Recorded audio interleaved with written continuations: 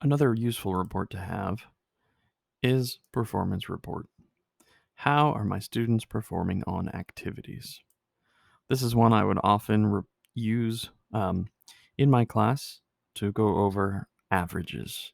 It helps with a mathematical concept and also knows and gives more information on that. So I'm going to go back to report between the period of January 14th and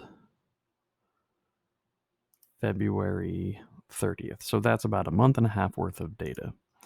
Um, we didn't use it much when students left campus. They had the ability to choose it, but it wasn't mandated that they do them. I have some data there, but this is the core data that I want to review. So um, if you have students who are pulled out of your class and may do Achieve 3000 elsewhere, you can toggle this and do work completed in all classes. None of my students used Achieve 3000 in any other class, so that wouldn't be useful for me.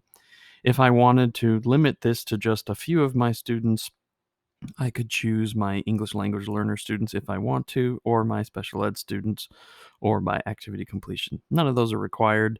The date range is the most important thing to give you the data for a specific date range that you want. I'm going to click on View Report. It's going to open a new window, and it's going to give me this graphic. I've got student name here. I've got their current Lexile reading level according to Achieve 3000.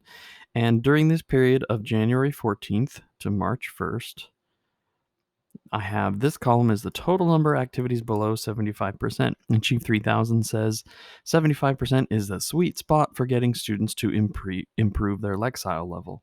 If they go below 75%, it's less effective at increasing their Lexile level. So this is not a bad thing that occasionally students get these, but their goal is to get above 75%.